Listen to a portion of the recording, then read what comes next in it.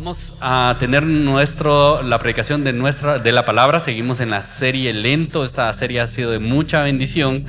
Y hoy voy a solamente orar por el predicador. Así que les pido que se pongan de pie y vamos a orar por Steven, que va a ser el que va a predicar por la palabra.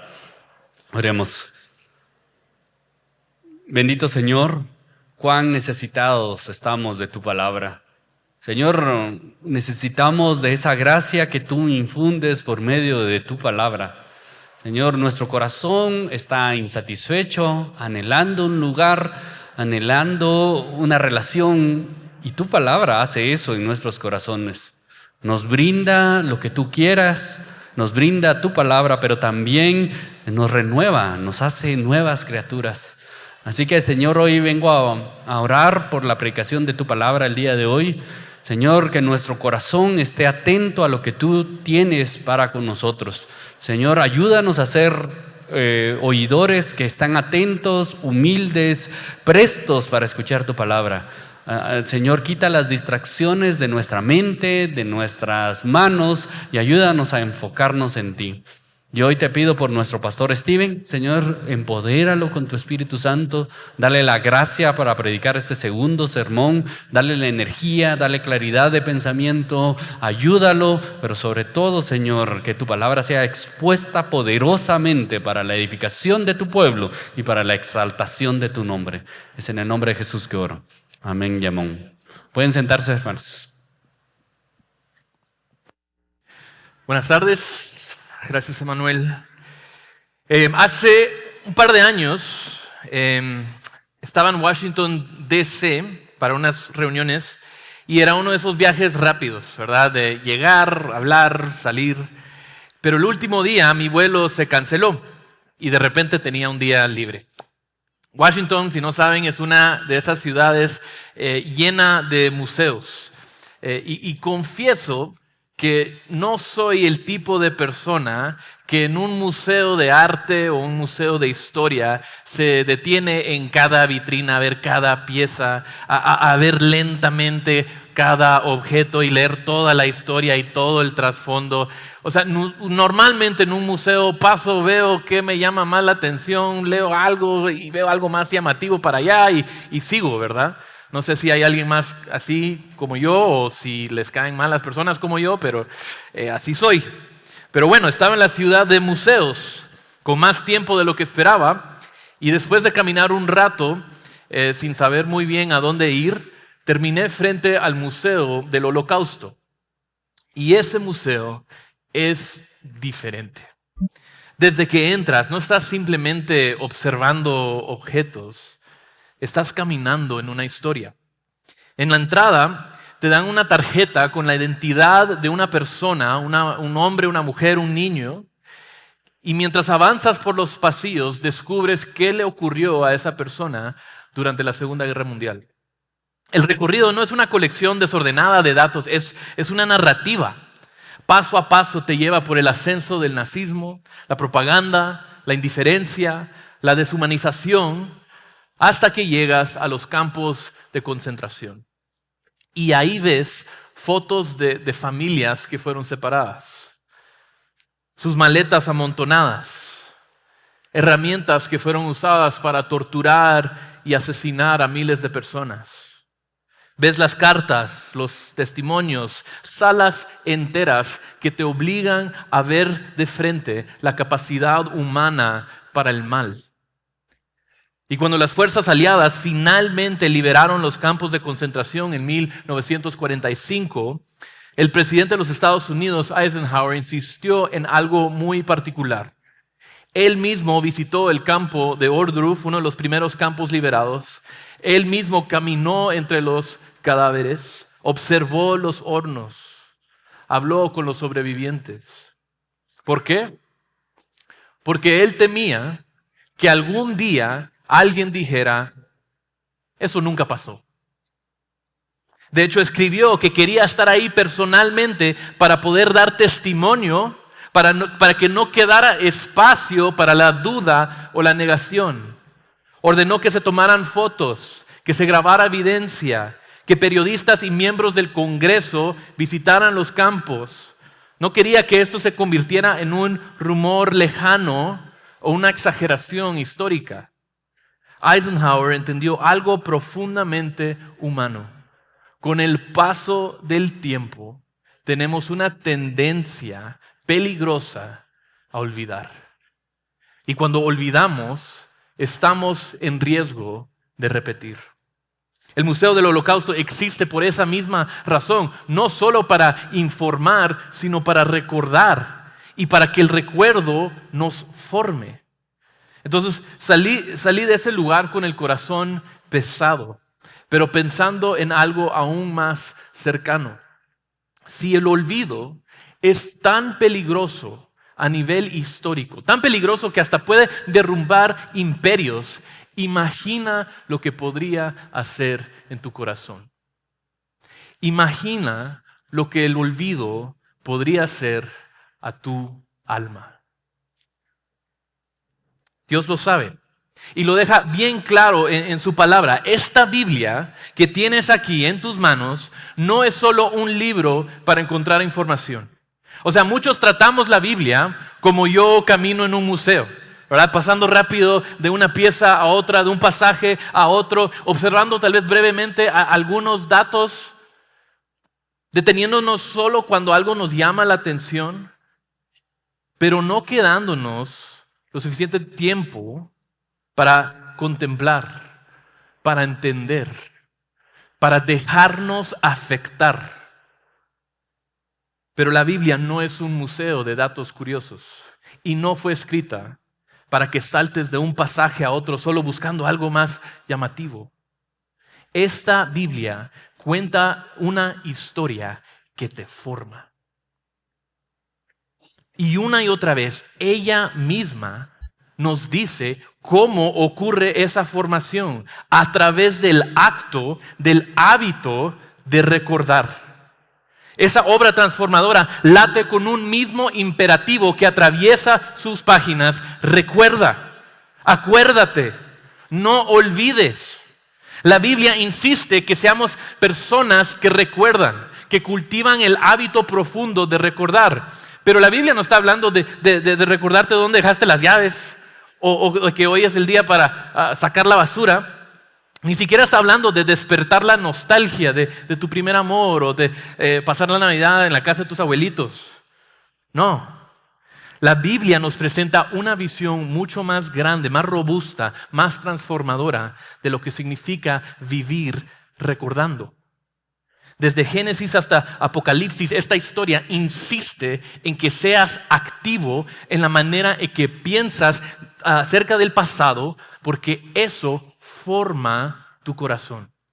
Tiene el poder para transformarte.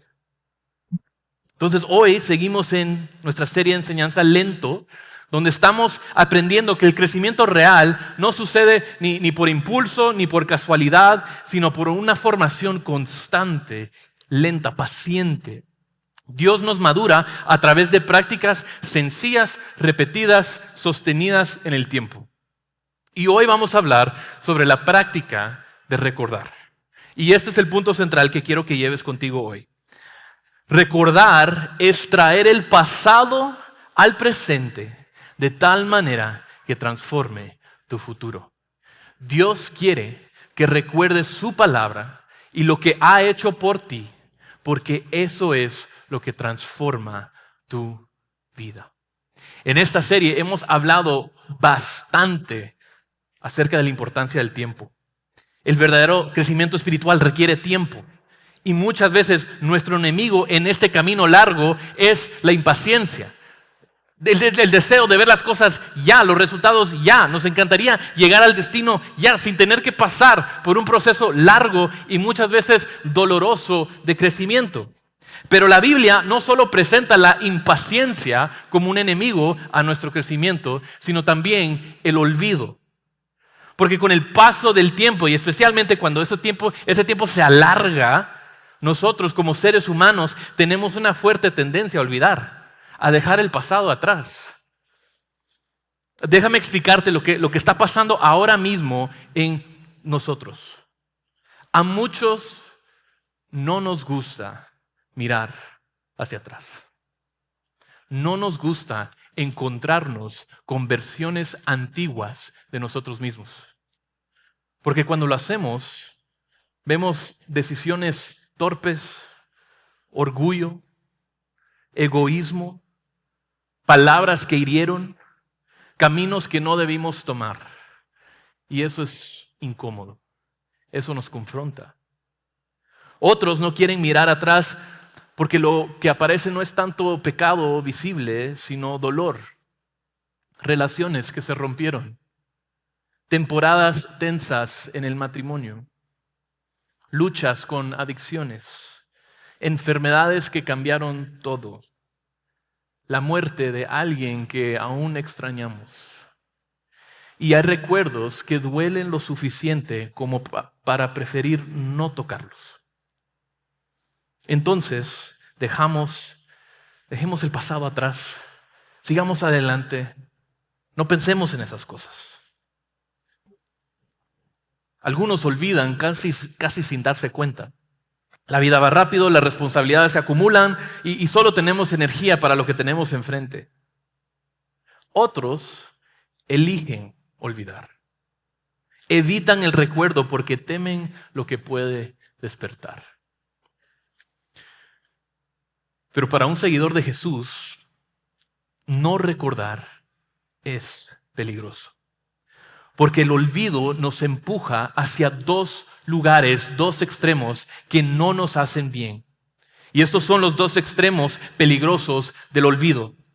Por un lado, olvidamos quiénes fuimos y empezamos a confiar demasiado en nosotros mismos, en nuestra capacidad. Nos olvidamos de nuestro pecado, de cómo éramos antes. Borramos la memoria de nuestras luchas más profundas, de nuestras caídas repetidas, de esos ritmos en los que no sabíamos cómo íbamos a salir, y poco a poco empezamos a contarnos otra historia. Una historia donde nadie me ayudó, donde yo estaba solo, donde maduramos por disciplina propia, donde el cambio fue resultado de nuestra fuerza de voluntad. Y sin decirlo en voz alta, empezamos a pensar, no estoy tan mal. En realidad estoy bien, sólido. Así luce la persona que vive en este extremo. Deja de orar con urgencia. Deja de depender y tener hambre por la palabra de Dios. Se vuelve menos enseñable. Le cuesta escuchar corrección. Se olvida de dónde lo sacó Dios y empieza a atribuirse a sí mismo el mérito de su propia transformación. Y eso es peligroso. Porque la autosuficiencia espiritual es muchas veces silenciosa. Simplemente va reemplazando la gratitud por confianza en uno mismo. Y cuando eso pasa, el corazón se endurece sin que te des cuenta. El otro extremo es igual de peligroso. En este olvidamos lo que Dios ha hecho, su capacidad, y entonces dudamos de lo que Él puede hacer. Por lo tanto, no confiamos lo suficiente en Él. El que vive en este extremo luce algo así. Cuando llega un nuevo desafío, lo enfrenta como si estuviera solo. Mira el tamaño del problema y no tiene memoria de la fidelidad pasada de Dios. Le paraliza la ansiedad. Pierde esperanza antes de tiempo. Dice cosas como que esta vez sí es demasiado. Esta vez ya no puedo. O sea, ¿qué puede hacer Dios? Esto es imposible. No veo salida. No tiene paz, ni gozo, ni confianza. Y no es que Dios haya cambiado, es que nuestra memoria se vuelve corta. Por eso recordar es tan importante. Nos guarda de ambos extremos. Nos mantiene con los pies en la tierra y el corazón anclado a la fidelidad de Dios. Entonces déjame mostrarte lo que quiero decir desde la Escritura. Quiero darte hoy 5 razones por las que Dios quiere que practiques el hábito de recordar, empezando hoy. Y estas razones se encuentran en el libro de Deuteronomio. Ahora, el libro de Deuteronomio es quizás el libro que mejor establece el patrón, este patrón de recordar en el pueblo de Israel. Este libro es el último libro que Moisés escribió dentro del Pentateuco, y algo que a veces no vemos es que los primeros 30 capítulos son básicamente un sermón, una prédica. Y eso importa porque no son palabras cualquiera, es el último sermón de Moisés al pueblo de Israel. Son las últimas palabras de un hombre que vio a Dios sacar a su pueblo de la esclavitud en Egipto, que vio a Dios abrir el mar rojo delante de ellos, que vio a Dios sostenerlos durante 40 años en el desierto y ahora guiarlos hasta la orilla de la tierra prometida. Moisés vio morir a toda una generación y vio levantarse a otra, dedicó su vida a conducirlos hacia un amanecer que él mismo no iba a contemplar. Él no va a entrar a la tierra prometida con ellos. No va a cruzar ese último tramo. Pero sí puede hacer algo. Puede dejarles palabras. Palabras que carguen en el corazón cuando crucen. Palabras que los sostengan cuando enfrenten gigantes. Palabras que les recuerden quién es Dios y quién son ellos. Deuteronomio 1 al 30 son esas palabras. Así que sobra decirlo, no estamos leyendo aquí un montón de consejos al aire. Estamos escuchando el eco final de un líder que sabía que el futuro del pueblo dependería de lo que decidieran recordar. Entonces miremos estas 5 razones y hagamos algunas observaciones. Aquí va la primera.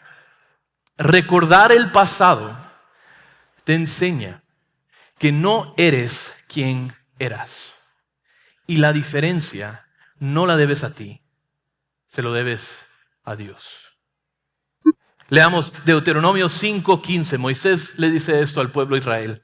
Acuérdate que fuiste esclavo en la tierra de Egipto y que el Señor tu Dios te sacó de ahí con mano fuerte y brazo extendido. Por tanto, el Señor tu Dios te ha ordenado que guardes el día de reposo.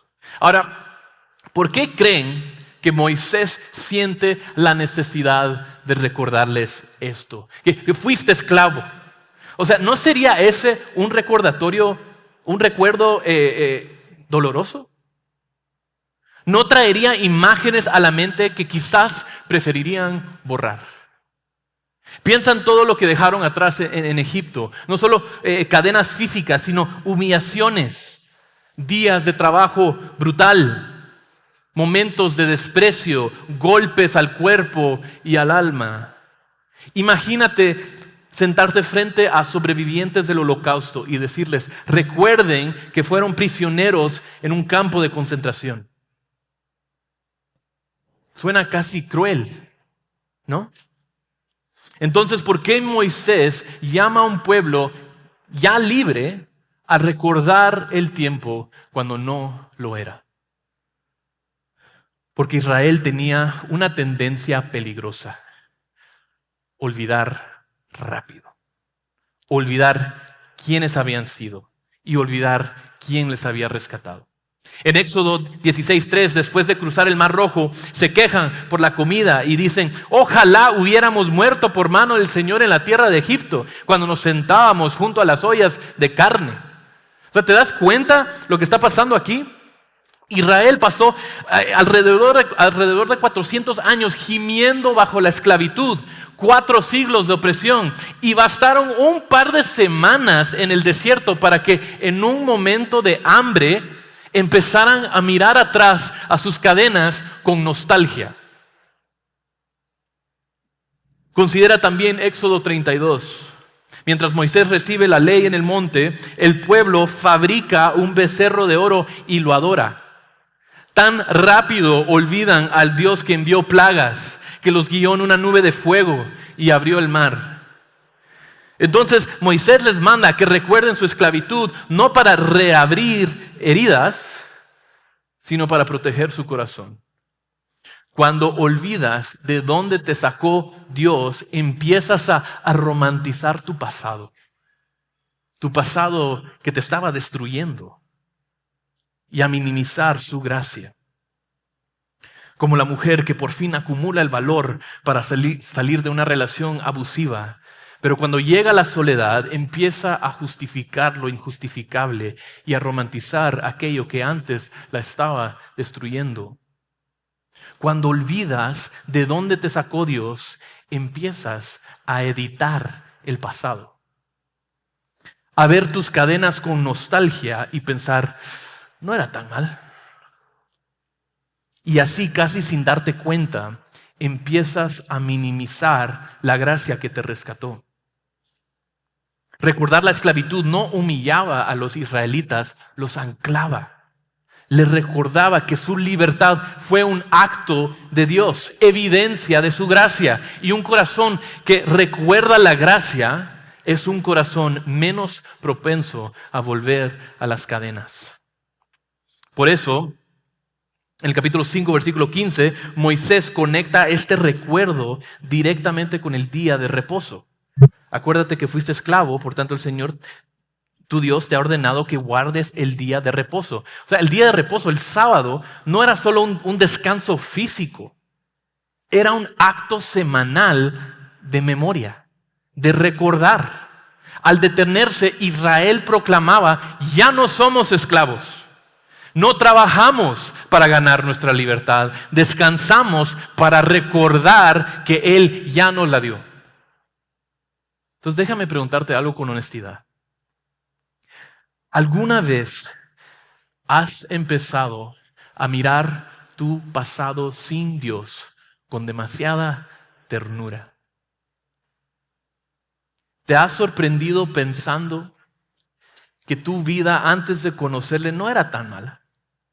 Que tal vez esas cadenas no pesaban tanto. ¿Has hecho la broma, si no fuera cristiano? O tal vez en una vida pasada. ¿Has sentido que esto de ser cristiano a veces se siente como demasiado trabajo? Que tal vez las cosas eran más simples antes. ¿Y será que no estás recordando bien? Que estás reescribiendo el pasado y olvidando quién pagó por tu libertad. Sigamos a la segunda razón. Número 2. Recordar el pasado convierte las victorias de ayer en valor para hoy. Unos capítulos más adelante Moisés dice, no tengas temor de ellas, recuerda bien lo que el Señor tu Dios hizo a Faraón y a todo Egipto. Aquí vemos nuevamente el mandato de Moisés para Israel, recuerda, ¿verdad? Pero esta vez frente al temor. ¿Temor de qué? De enemigos, de pueblos más grandes, más fuertes, mejor armados, de enemigos que humanamente hablando parecían imposibles de vencer. Y Moisés les dice, cuando el miedo te aprieta el pecho, cuando mires al frente y sientes que no puedes, acuérdate de Faraón. Acuérdate de las plagas. Acuérdate de la noche en que el imperio más poderoso del mundo quedó de rodillas. Acuérdate de las aguas cerrándose sobre sus ejércitos. ¿Por qué? Porque la memoria alimenta la confianza. Si Dios derrotó al imperio más temido de su época, ¿cómo no va a sostenerlos ahora frente a estos nuevos pueblos? O sea, yo sé que algunos de ustedes están mirando enemigos hoy. Un diagnóstico médico que cambió todo. Una deuda que no sabes cómo la vas a pagar. Un hijo que se está alejando. Una tentación que vuelve una y otra vez. Una conversación que sabes que necesitas tener y no quieres tenerla. El miedo que te dice esto es demasiado. En esos momentos no necesitas una fe completamente nueva. No necesitas una nueva enseñanza, una nueva idea. No necesitas que Dios haga algo nuevo, algo espectacular que nunca ha hecho antes. Lo que necesitas es memoria, es recordar. Necesitas recordar esa vez que no sabías cómo ibas a salir y Él proveyó. Esa temporada en que estabas quebrado y Él te sostuvo. Esa lucha que parecía eterna y donde Él te dio las fuerzas para resistir. Y cómo Él ha hecho eso, no solo para ti, sino para su pueblo desde el principio. Sigamos a la tercera razón. Recordar el pasado revela que Dios usa tus luchas más pesadas para formarte. Un capítulo adelante, Moisés dice: y te acordarás de todo el camino por donde el Señor tu Dios te ha traído por el desierto durante estos 40 años para humillarte, probándote a fin de saber lo que había en tu corazón, si guardarías o no sus mandamientos. Aquí es donde el tono cambia un poco. Los primeros pasajes en Deuteronomio nos llaman a recordar de dónde los sacó Dios, a quién derrotó para liberarlos. Son recuerdos de poder, de victoria. Pero ahora el giro es un poco más incómodo. Ya no se trata solo de recordar cómo Dios aplastó a Faraón. Ahora es como si dijera: y también acuérdense de que yo los hice caminar 40 años en el desierto para que saliera a la luz lo que había en su corazón. O sea, ¿por qué? ¿Por qué quería Dios que recordaran eso? Porque aunque quizás se sintió así en el momento, el desierto no fue un accidente. No fue una lucha sin propósito. No fue un ataque del enemigo. Fue una escuela de Dios. Fue formación. En el desierto se cayó la máscara y todo salió. La queja, la incredulidad, el orgullo, la idolatría. Todo lo que estaba dentro del corazón del pueblo de Israel empezó a salir y Dios trató con su pecado, pero también les enseñó a depender de Él. O sea, Dios les llama que recuerden el desierto porque fue ahí donde Él empezó a formarlos. Y lo maravilloso es que Dios no empieza a confrontar pecado y a formarlos hasta después de liberarlos, ¿verdad? No es como que si tuvieron que hacer algo para ser libres aquí, ¿verdad? No, ya eran libres. Ese es un retrato del Evangelio. Pero ese desierto fue el terreno donde Dios cultivó una fe más sólida. Y mira un momento. No veamos este momento en la Biblia como otro dato curioso en un museo. Esta es una historia que te está formando también. Dios te ha llevado por desiertos, momentos donde se cayó tu fuerza, donde se expuso tu impaciencia, tu autosuficiencia, tus temores, temporadas donde pensabas que Él estaba lejos, cuando en realidad estaba revelando lo que había en tu corazón, te estaba quebrando para reconstruirte. Dios ya sabe lo que está en tu corazón. La pregunta para ti es si tú estás dispuesto a verlo. Si estás dispuesto a admitir que no solo necesitas que Dios derrote a tus enemigos externos, sino que trate con lo que vive dentro. Hermanos, hermanas, el desierto no te está destruyendo, te está desenmascarando. Está sacando tus ídolos a la luz y enseñándote a depender del único que realmente te puede satisfacer. Y aunque eso es incómodo, eso es gracia de Dios. En nuestra vida no solo necesitamos recordar nuestra esclavitud al pecado, las victorias espectaculares de Dios sobre ese pecado, sino también los procesos largos, incómodos, donde Dios expuso nuestro corazón y nos enseñó a confiar en Él. Porque a veces el mayor acto de amor de Dios no es sacarte inmediatamente del desierto, sino usarlo para transformarte. Vayamos a la cuarta razón. Número 4, recordar el pasado nos mantiene humildes. Seguimos siendo pecadores y todavía necesitamos su gracia. Miremos un pasaje más.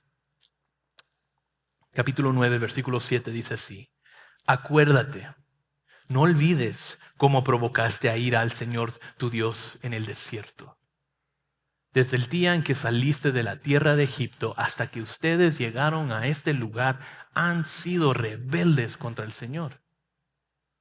No me imagino cuán difícil habrá sido para los israelitas escuchar estas palabras por primera vez. Ustedes han sido un problema desde el principio. ¿Por qué quiere Dios que recuerden eso? No creo que Dios está guardando rencor. Su misma fidelidad hacia ellos, hacia estos rebeldes, nos muestra que su postura hacia su pueblo siempre ha sido una de misericordia. Pero creo que aquí Moisés vuelve a confrontar la memoria selectiva del pueblo de Israel. Su tendencia a reescribir la historia. El corazón humano tiene una habilidad impresionante para exagerar sus aciertos, sus logros y minimizar sus fracasos y su rebeldía. Israel, quizás después de todo este tiempo, ya han pasado 40 años, ya es una nueva generación, podría pensar que, finalmente llegamos a la tierra prometida porque no lo ganamos, porque lo merecemos, como una recompensa por lo que hemos sufrido, por nuestra justicia. Y Dios dice, no olviden quiénes fueron. No olviden cuántas veces endurecieron su corazón. Gracias a Dios, nosotros nunca hemos hecho eso, ¿verdad? No. Al contrario, también tenemos memoria selectiva. Olvidamos nuestra tendencia a desviarnos y empezamos, recuerden esos extremos, empezamos a confiar demasiado en nosotros mismos. Como el hombre que lucha con la lujuria y dice, ¿sabes qué? Han pasado 3 meses desde la última vez que caí. Creo que ya estoy bien. Voy a reabrir mis cuentas, voy a desbloquear todo en mi celular. ¿Sabes qué dice Dios? No olvides cómo provocaste a ira al Señor tu Dios. Dios no quiere aplastarnos, pero sí quiere que seamos realistas sobre nuestro pecado. Una fe que se apoya en su desempeño o que olvida su tendencia a pecar siempre termina tambaleando. Entonces, ¿cómo luchamos contra el pecado? ¿Cómo hacemos guerra? ¿Cómo crecemos en santidad y semejanza a Cristo? Pues recordando tiempos difíciles. Pero no solo eso. ¿Sabes lo que todos estos pasajes en Deuteronomio tienen en común? Cada vez que Dios dice acuérdate, no solo se trata de recordar tiempos difíciles, se trata de recordar a Dios en medio de esos tiempos difíciles.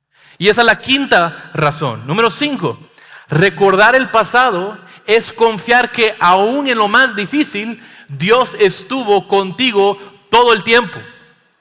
Dios no está simplemente llamando a su pueblo a revivir escenas dolorosas, sino a reconocer que Él estuvo presente en esas escenas. O sea, yo sé que esto no es fácil de escuchar, porque algunos de nosotros hemos pasado por situaciones muy duras. Dios quiere que recuerdes las noches largas, la temporada sin trabajo, la enfermedad que te quitó el sueño, la pérdida de un ser querido, tu divorcio, la oración que parecía no tener respuesta, la traición que no viste venir, el sueño que no salió como esperabas, el fracaso que te dejó expuesto. Dios quiere que recuerdes esos momentos difíciles porque quiere que recuerdes que Él estuvo ahí contigo. No como un espectador distante, sino como el Dios que se acerca a ti en tu debilidad y te sostiene, te corrige, te acompaña y te forma. En la esclavitud de Egipto, Él no ignoró el clamor de su pueblo. Lo escuchó y lo libró. En el desierto de Israel, Él no solo permitió el camino, caminó con ellos. Cuando levantaron el becerro de oro, Él no dejó de ser su Dios. Los confrontó y los llamó de vuelta. Y en tu historia, Dios tampoco ha sido ausente. De esto se trata recordar. Recordar es traer el pasado al presente de tal manera que transforme tu futuro. Dios quiere que recuerdes su palabra y lo que ha hecho por ti, porque eso transforma tu vida. Entonces, ¿cómo? ¿Cómo se hace esto, verdad? En la vida real. ¿Cómo se practica recordar sin que se quede en la teoría? Bueno, hacemos lo que hizo Israel. Moisés muere, ¿verdad? Al final de Deuteronomio se cierra una etapa y ahora Josué queda al frente. El siguiente libro, ¿verdad? Y lo primero que dice es esto, Josué 1:13. Recuerden la palabra que Moisés, siervo del Señor, les ordenó. El Señor, su Dios, les da reposo y les dará esta tierra. Recuerden, ahí está otra vez. Esto no es opcional, es parte de la obediencia. Y Josué no solo les dice que recuerden lo que Dios hizo en el pasado, cada vez ahora que viven algo nuevo, significativo, cada vez que Dios interviene en sus vidas, ahora en el presente, cada vez que ocurre algo que no se puede expresar o explicar, solo con estrategias humanas, Josué detiene todo. Dice, no, pausa, paremos aquí. Esto no se puede perder. Levantemos piedras. Marquemos este lugar. Vamos a contar una historia a nuestros hijos y a los hijos de nuestros hijos para nunca olvidar lo que Dios hizo, lo que Dios nos enseñó hoy. Y esto es lo que Dios nos está llamando a hacer también. Cuando Él obra en tu vida, no sigas adelante como que sin nada. Detente. Toma nota. Marca el momento y cuenta esa historia.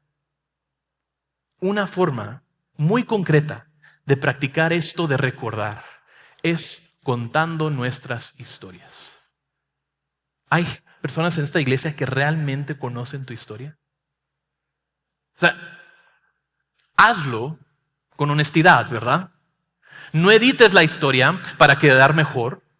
No te pongas en el centro como si tú fueras el héroe que superó todo. La Biblia no nos enseña a contar historias así. Podemos compartirlo en una mesa con nuestros hijos, o en un café con un amigo, o en una comunidad misional, o en una conversación honesta donde alguien necesita esperanza. Pero la Biblia nos enseña a decir la verdad. Yo estaba perdido, yo dudé, yo fallé, yo temí, y Dios fue fiel. Dios sostuvo. Dios corrigió, Dios abrió el camino. Y esto es difícil porque nuestras historias aún no han terminado. Pero sí tenemos mucho que recordar en lo que Dios ya ha hecho. Como cristianos, nuestras historias no son simplemente vitrinas de nuestro desempeño, de todo lo que hemos logrado. No, son testimonios de que en nuestros momentos más difíciles, Dios estuvo con nosotros. Entonces, cuando hablamos bien de lo que hemos vivido, lo bueno y lo difícil, estamos, como Josué y el pueblo de Israel, levantando piedras, altares, que señalan hacia Él. Porque si somos honestos, el hilo conductor de nuestra historia no es nuestra constancia, sino su gracia. Ahora, ¿qué tipos de momentos debemos recordar? ¿Verdad? ¿Qué tipos de momentos debemos contar cuando piensas en tu propia historia? Pues déjame darte 3 ejemplos del libro de Josué. Primero, debemos recordar, marcar y contar los momentos donde Dios fue claramente fiel. En Josué 3-4, Israel está frente al Jordán y ya es temporada de crecida, o sea, el río no está tranquilo, está desbordado. Y detrás de ellos, ¿qué hay? Desierto. No hay vuelta atrás. Pero delante de ellos está la tierra prometida. Pero con ciudades fortificadas y pueblos hostiles.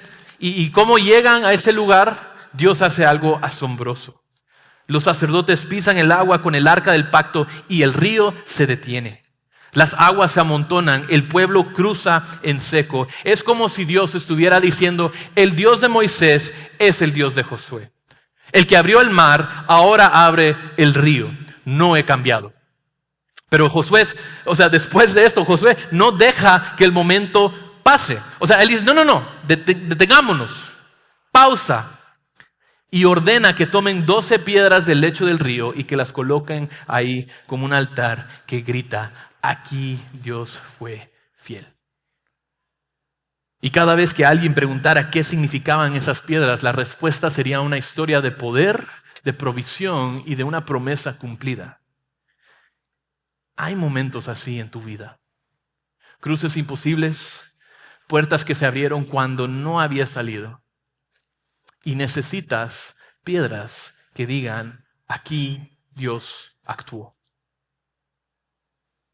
Segundo, debemos recordar, marcar y contar los momentos donde fallamos. No todas las piedras cuentan historias alegres. En Josué 7, Israel pierde una batalla que debió haber ganado, honestamente. ¿Verdad? Tenían a Dios de su lado. ¿Qué pasó ahí? Y Dios revela que Acán había tomado para sí mismo lo que había sido dedicado para el Señor. O sea, le robó a Dios. Había pecado escondido, desobediencia, y las consecuencias son duras. Acán muere y después del juicio levantan un gran montón de piedras sobre el lugar donde enterraron a Acán para recordar lo que había pasado ahí. ¿Por qué marcar un fracaso tan doloroso? Porque también necesitaban recordar eso. Recordar que el pecado no es algo pequeño, no es trivial, que la desobediencia tiene una consecuencia, que el éxito no es automático. O sea, esa pila de piedras era una advertencia. No provoques la ira de tu Dios. Era un recuerdo difícil, pero necesario. En nuestra vida también hay un montón de piedras así, por lo menos en la mía. Decisiones que trajeron consecuencias, temporadas que aprendimos por las malas. Y Dios no quiere que borremos esas páginas. Él quiere que las leamos con humildad. Y tercero, debemos recordar, marcar y contar los momentos donde Dios nos mostró el camino y cambió nuestra dirección. Al final del libro, Josué reúne al pueblo en Siquem y él está, no sé si harto o ya de que este pueblo de Israel a cada rato se están alejando de Dios, cada rato están cayendo en idolatría y él entonces reúne a todos y repasa toda la historia completa de Israel desde Abraham hasta la tierra prometida, les recuerda todo lo que Dios hizo y luego lanza un desafío que corta el aire, dice, escoge hoy a quién servirás. De una vez por todas. Y no es un momento ligero, es un momento de decisión. Y como testigo de ese compromiso, Josué coloca una gran piedra debajo de un árbol. Y dice que esa piedra será testigo contra ellos. Esa piedra cuenta una historia. La historia de un pueblo que en ese momento escuchó y respondió. Y se comprometió a seguir a Dios nuevamente. O sea, no es solo un recuerdo del pasado, esto es un recuerdo que exige fidelidad presente y para el futuro. Y algo fascinante ocurre varias veces en este libro. Dios inspiró a los narradores que escribieron esas palabras a añadir una frase pequeña pero poderosa. Y está ahí hasta el día de hoy. Esas piedras. Es como si dijera, pueden ir a verlo hoy. Pueden ir a ver esa piedra, a contar esa historia. Lleven a sus hijos. Explíquenles. O sea, esta no es una región enorme. O podrías llegar en algún momento de tu vida, pasar por ese árbol. Pasar por el río. Cuenta lo que pasó aquí. Esas piedras tienen propósito, contar la historia. Y esa historia incluye lo asombroso, lo doloroso y lo decisivo. Y eso debería estar en nuestras historias también. Como cristianos, nuestras historias no son vitrinas de nuestro desempeño, no son trofeos de nuestros logros, son testimonios de su presencia. Cuando hablamos de lo que hemos vivido, estamos levantando piedras que señalan hacia Dios. Y cuando otros escuchen tu historia, lo que más necesitan ver no es qué tan fuerte eres tú, sino qué tan fiel ha sido Dios contigo todo el tiempo. Ahora, si tú le tienes miedo a tu pasado, quiero que sepas que no estás solo. Muchos preferimos no mirar demasiado al pasado, porque cuando lo hacemos vemos errores, vergüenza y decisiones torpes, o vemos dolor. Y lo que hacemos es usualmente, es casi como lo que hacemos con esas fotos de antes y después que a veces vemos en los comerciales, ¿verdad? Y nos vemos hoy como el antes, ¿verdad? Y soñamos con un futuro, con una versión futura de nosotros mismos, más santos, más disciplinados, más maduros, más estables. Pensamos que si logramos manifestar o imaginar o soñar con suficiente claridad esa versión después, algún día llegaremos a eso. Pero ¿y si el verdadero crecimiento no viniera de obsesionarte con el después, sino de recordar bien el antes? La realidad es que muchos de nosotros estamos estancados en nuestra fe, no por falta de información. Estamos estancados por una amnesia espiritual. Porque olvidamos lo que ya sabemos. Porque olvidamos lo que ya vivimos. Porque olvidamos lo que Dios ya hizo. Y aquí es donde el Evangelio brilla. Al final del Museo del Holocausto hay una sala donde proyectan testimonios de sobrevivientes y de soldados que liberaron los campos de concentración. Y en uno de esos relatos cuentan cómo encontraron a un grupo de mujeres encerradas en un establo. Llevaban días, quizás más, esperando sin saber si alguien vendría. O sea, los nazis ya se habían escapado y los dejaron a todos encerrados en un establo. Y no sabían si alguien venía a salvarles o a matarlos. Y entonces finalmente un soldado americano encuentra el lugar y abre la puerta. ¿Se pueden imaginar el alivio después de años de días de estar encerradas, cuando tu libertador finalmente abre esa puerta? Por fin, libres. Después de años en un campo de concentración, finalmente libres. Pero cuentan en los testimonios, hay una mujer, que eran las mujeres encerradas, que dijo que lo que la quebró en ese momento no fue solamente la puerta abierta. Fue que cuando entró el soldado y vio a todas estas mujeres y las invitó a salir, que las dejó salir primero y que les sostuvo la puerta. Y ella describió que en ese momento simplemente cayó al suelo, deshecha en lágrimas. Después de años de ser tratada como un animal, como una cosa, como un número, alguien la trató como una persona. Y en ese gesto pequeño le recordó quién era realmente. No solo que estaba libre, sino que tenía valor. Eso es lo que Jesús hace por nosotros cuando recordamos. La cruz no es solo un evento histórico, es la puerta abierta. Es Cristo, el Hijo de Dios, tomando tu lugar, cargando tu pecado, absorbiendo la ira que tú mismo provocaste y luego resucitando para declararte libre. Y cuando recuerdas eso, recuerdas no solo que fuiste perdonado, recuerdas quién eres realmente. Si alguno está en Cristo, nueva criatura es. No por tu fuerza, sino por su gracia.